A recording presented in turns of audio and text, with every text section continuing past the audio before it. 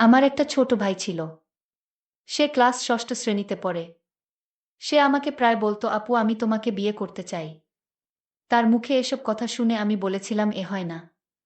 তারপর একদিন রাতে হোটেলে নিয়ে যা করেছিলাম তা যদি জানতে চান তাহলে গল্পটি মনোযোগ দিয়ে শুনুন। আমার নাম সুমাইয়া। বাবা মায়ের আদুরে একমাত্র মেয়ে আমি। আমার পরিবারে দুই ভাই এক বোন। আমার বড় ভাইয়ের নাম আবুল আর ছোট ভাইয়ের নাম শিমুল। আমি কলেজে সেকেন্ড ইয়ারে পড়ি। আমার বয়স ২০ বছর। আমার লাইফ আর ১০টা মেয়ের মতো স্বাভাবিক না। অনেকেই বাজে মন্তব্য করতে পারেন। কিভাবে বিচার করবেন সেটা আপনাদের ইচ্ছা।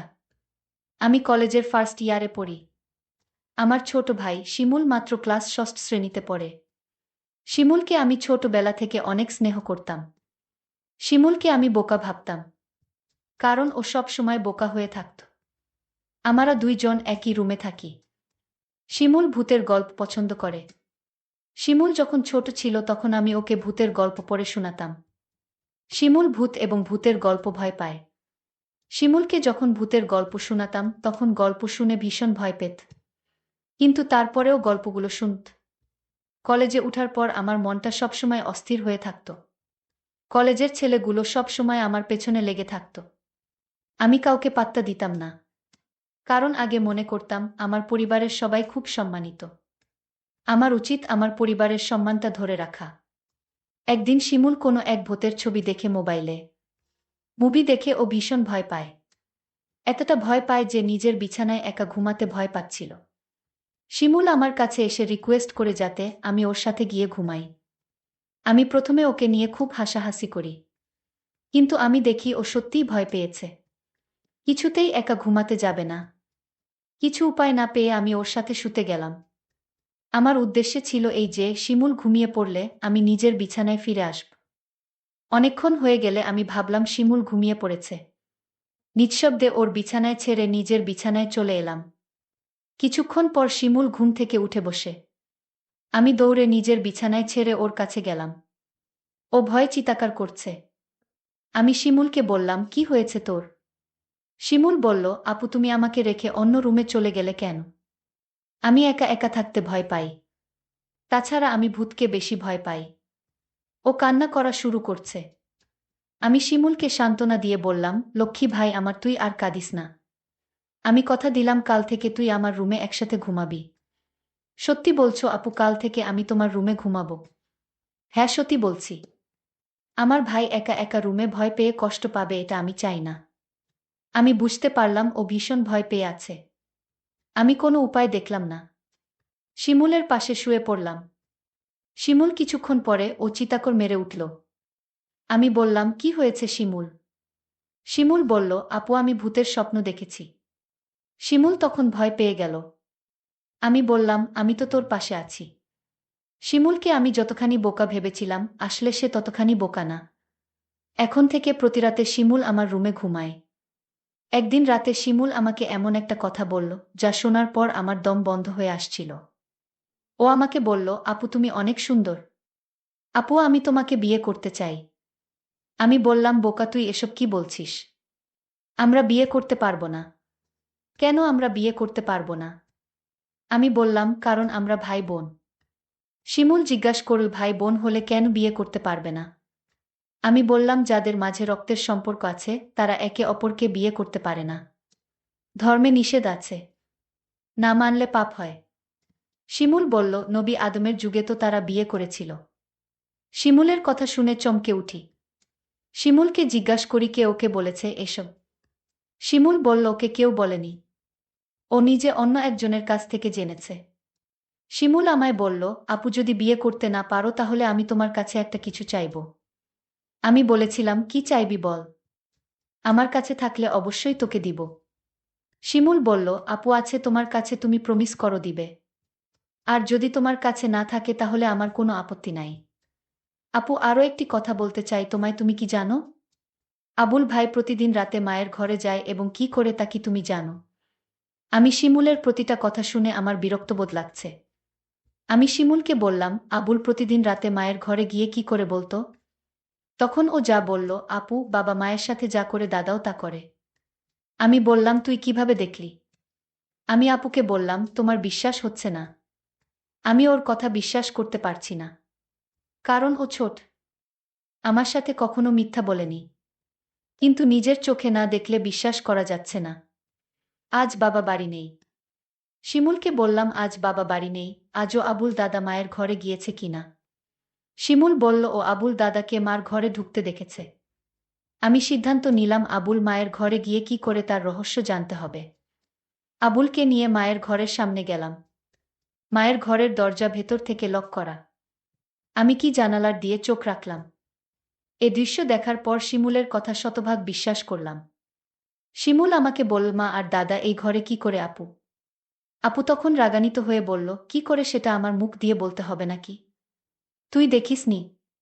তুই কি অন্ধ নাকি? আমি আপুকে বললাম, আপু তুমি আমার সাথে রাগ করছো কেন? আমি আবার কি করলাম আপু? কাল বাবা আসলে আমি বাবাকে বলে দিব মা আর দাদার কথা। বাবা জানলে বাবার মনে অনেক কষ্ট হবে।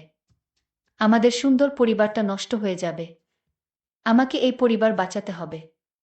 আমি শিমুলকে ঘরে নিয়ে আসলাম। শিমুলকে বললাম, আমাদের পরিবার একটা সম্মানিত পরিবার। আমাদের ঘরের কথা বাহিরের মানুষ জানলে আমাদের সম্মান নষ্ট হয়ে যাবে। ঠিক আছে আপু, আমি বাবাকে কিছু বলবো না। শুধু তুমি যদি আমার একটা কথা রাখো। আমি আমার পরিবারকে বাঁচাতে। আমি শিমুলকে বললাম, তুই বল তোর মনের কথা, আমি রাখব। শিমুল তখন আমায় জিজ্ঞাসা করল, সবাই পারলে আমরা কেন পারব না? কি করতে হবে সেটা বলবি তো? আমি বললাম, আপু তোমার কাছে একটা রাত ধার চাই। তুমি কি দিবে? আপু বলল, রাতে আবার কি করবি? যা বলবি ঘুরিয়ে না বলে সোজা বলে ফেল। আমার ছোট ভাই তখন বলল, আপু দাদা আর মা যা করে আমরা তাই করব। শিমুল, তোর কি মাথা ঠিক আছে? তুই কি বলছিস একবার ভেবে দেখেছিস? আমি আপুকে বললাম, তুমি আমার কথা রাখবে কি সেটা বলো। আমি বললাম, নিয়ম নেই। শিমুল জানতে চাইল, নিয়ম কারা বানায়? আমি বললাম, বড়রা। শিমুল বল, বাবা সবার বড়। শিমুল বাবাকে বলে নিয়ম বানাবে। শিমুলকে বাবার কাছে যাওয়া থেকে আটকাতে হবে। কিন্তু শিমুলকে কোনোভাবে বোঝানো যাচ্ছে না। আমি ভাবলাম, শিমুল খুব বড় নয়, সবে ক্লাস ষষ্ঠ শ্রেণীতে পড়ে। তাছাড়া ও বোকা, মানসম্মান বিষয়ে তার কোনো জ্ঞান নেই। আমি বললাম, আমি যদি শিমুলের কথা রাখি তাহলে ওকে চুপ রাখা যাবে। মা আর দাদার ঘটনা বলা যাবে না। আমি বললাম, শিমুল তোর কথায় আমি রাজি। তবে একটা শর্ত আছে। শিমুল বলল, কি শর্ত আপু? আগামী মাসে বাবা মা আমাদের পরিবারের সবাই ঘুরতে যাব চট্টগ্রাম। আর যেদিন আমরা চট্টগ্রাম যাব সেদিন তোর ইচ্ছা পূরণ করব। আমি বললাম, ঠিক আছে। আমি সেই অপেক্ষায় রইলাম। 1 মাস পর বাবা আর মা আমাদের সবাইকে ডেকে বললেন তারা চট্টগ্রাম যাবেন ঘুরতে। তাই আমাদের সবাইকে জানিয়ে দিলেন। আমি বাবার কথা শুনে আমার অনেক ভালো লাগছে। এতদিন পর আমার মনের ইচ্ছা পূরণ হবে। আজকের মতো আমি খুশি কোনোদিন হয়নি। আমরা চট্টগ্রামের উদ্দেশ্য করে রওনা দিলাম। তারপর চট্টগ্রামের এক হোটেলে গিয়ে আমাদের পরিবারের সবাইকে নিয়ে উঠলাম। শুধু 2টো রুম ভাড়া নিতে পারলেন। বাবা আর মা নিজেদের জন্য একটা রুম নিলেন। আর আমাদের 3 ভাই বোনদের জন্য অন্য রুমটা দিলেন। আমরা সারাদিন চট্টগ্রামের দর্শনীয় স্থান ঘুরলাম। সন্ধ্যায় ক্লান্ত হয়ে হোটেলে ফিরলাম। ফ্রেশ হয়ে খাওয়া দাওয়া সেরে যে যার রুমে চলে গেলাম ঘুমানোর জন্য। রুমে 2টো ডাবল বেড ছিল। একটাতে আমি শুলাম আর অন্যটাতে শিমুল আর আবুল দাদা। আমরা সবাই ক্লান্ত ছিলাম, তাই বিছানায় শুতেই চোখে ঘুম চলে এলো। আবুল দাদা ঘুমিয়ে গেছে। আমারও ঘুম ধরেছে, এমন সময় শিমুল আমার কাছে চলে এল। আমি কোথায় শোবো, আমার তো আবার ভূতেরে ভয় লাগে। আমি বললাম, তাহলে আমার পাশে এসে ঘুমাতে। বাইরে বৃষ্টি হচ্ছিল। পরিবেশটা ঠান্ডা ঠান্ডা ছিল। আমি আর শিমুল এক বেডে শুয়ে পড়লাম। রাত যখন গভীর হলো, আমি আপুকে কানে কানে বললাম, আপু আমার কথাটা মনে আছে তো? আপু বলল, মনে আছে। আপু বলল, এখন চুপচাপ ঘুমিয়ে পড়। আমি আপুকে বললাম, আপু ঘুমালে হবে। তাহলে তুমি যে আমায় কথা দিয়েছিলে তার কি হবে? আপু বলল, শোন, আজ তো পাশের বেডে আবুল দাদা শুয়ে আছে। বড় ভাই যদি জেগে যায় তাহলে সমস্যা হবে। আমি আপুকে বললাম, তাহলে এখন কি উপায়? আপু বলল, তুই চিন্তা করিস না। কাল এর একটা ব্যবস্থা করব। আপু, কাল কি ব্যবস্থা করবে? আজ পারলে না, এখন তুমি বলছো কাল পারবে। আমি তোরে কথা দিলাম তুই একদম ঠান্ডা মাথায় ঘুমা। দেখিস আমি সকালে কি করি। তারপর সকাল হলো। আমরা একটা রেস্টুরেন্টে গিয়ে সবাই খাবার খেতে বসলাম। খাওয়া দাওয়া সেরে আমি মাকে ডাক দিয়ে বললাম, মা আমরা আজ এক রুমে আবুল দাদাকে নিয়ে থাকতে পারবো না। আপু মাকে বুঝিয়ে বলল, মা কাল রাতে আবুল দাদা এমনভাবে নাক ডাকা শুরু করছিল আমরা সারারাত ঘুমাতে পারিনি। আমার আর শিমুলের জন্য আলাদা একটা রুমের ব্যবস্থা করে দাও। আবুল দাদা বলল, আমি মিথ্যা কথা, আমি কখনো নাক ডেকে ঘুমাইনি। আবুল দাদাকে আমি বললাম, মা আপু ঠিকই বলেছে, দাদা রাতে প্রচুর নাক ডাকে। আমিও সারারাত ঘুমাতে পারিনি। আমার খুব ভয় করে, তার চেয়ে বরং আমাদের অন্য একটা রুমের ব্যবস্থা করে দাও। বাবা বলল, ঠিক আছে, তারা যখন এত করে বলছে তাহলে তাদের জন্য আলাদা একটা রুমের ব্যবস্থা করে দিলেই ভালো হয়। আমি বাবার কাছে গিয়ে বললাম, অনেক অনেক ধন্যবাদ বাবা। বাবা তখন আমার আর আপুর জন্য আলাদা একটা রুম ভাড়া নিল। আমরা সবাই রাতের খাবার খেয়ে প্রত্যেকের রুমে গিয়ে শুয়ে পড়লাম। আমি আর আপু আলাদা একটা রুমে গিয়ে শুয়ে পড়লাম। রুমের বেড এত ছোট ছিল যে দুজন থাকা খুব কষ্ট হচ্ছিল। হঠাৎ দেখলাম আপু ঘুমিয়ে গেল।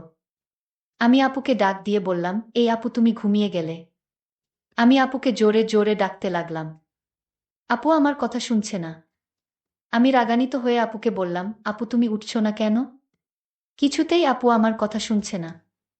আমি আপুকে গ্লাস থেকে পানি নিয়ে তার মুখে ছিটা দিলাম। তাও আপু উঠছে না। আমি আপুকে বললাম, এই আপু আমি কিন্তু এখনই বাবাকে দাদার ঘটনা সব বলে দিব। তুমি যদি না উঠো। তাও দেখছি আপু উঠেনি। আমি ভয় পেয়ে গেলাম। আপু ঘুম থেকে কিছুতেই জাগাতে পারছি না।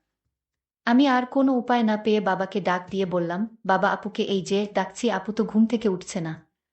বাবা বলল, রাত অনেক হয়েছে, তোর আপু মনে হয় গভীরভাবে ঘুমিয়ে গেছে। যা তুই শুয়ে পড়। সকাল হলে ডাকতে হবে না, এমনিতেই উঠে যাবে। আমি বাবাকে বললাম, বাবা তুমি বিষয়টা বুঝতে পারছো না। আমি আপুকে পানি ছিটা দিলাম তাও তো উঠছে না। মা তখন আমায় বলল, তুই কি বলছিস? মা তখন আমার সাথে আপুর রুমে আসলো। মা আপুকে ডাক দিল। কোনো সাড়া নেই। মা তখন চিৎকার করে উঠল। মা কান্না করা শুরু করে দিল। আমার মেয়ে আর বেঁচে নাই। ঘুমের ঘরে মরে গেছে। আমার কি সর্বনাশ হয়েছে। সবাই রুমে আসলো আর চিৎকার করে কান্না করতে লাগলো। কিন্তু আমার মনে সন্দেহ হচ্ছিল না। না, আপু এভাবে মরতে পারে না। আমি এসব ভাবতে ভাবতে আপুর বিছানায় একটা চিঠি লক্ষ্য করলাম। চিঠিটা আমি খুলে পড়তে শুরু করলাম। চিঠিতে লেখা ছিল, শিমুল ভাই আমার, তুই আমাকে ক্ষমা করে দিস। আমি তোর কথা রাখতে পারিনি। কারণ দাদার ঘটনা দেখার পর থেকেই আমার মন থেকে বাঁচার ইচ্ছা চলে গেছে। সেদিনেই আমি সিদ্ধান্ত নেই, এই পরিবারে আমি বেঁচে থাকতে পারবো না। কারণ যেই পরিবারের সম্মান থাকে না, মায়ের কার্যকলাপ আমার কাছে ভালো লাগে না। আর তোকে আমি মিথ্যা আশা দিয়েছিলাম। কারণ আমি চেয়েছিলাম দাদা আর মায়ের বিষয়টা কেউ না জানুক। কিন্তু তুই বারবার আমায় বলছিলে তোর কথা যদি আমি না রাখি তাহলে দাদা আর মায়ের কথা তুই বাবার কাছে বলে দিবি। আর আমি কোনো পাপ করতে চাইনি। তার চেয়ে বরং আমি উপারে চলে যাই। তুই যদি সত্যি তোর আপুকে পরকালে ভালো রাখতে চাস তাহলে দাদা আর মায়ের কথা কিছুতেই বাবাকে বলিস না।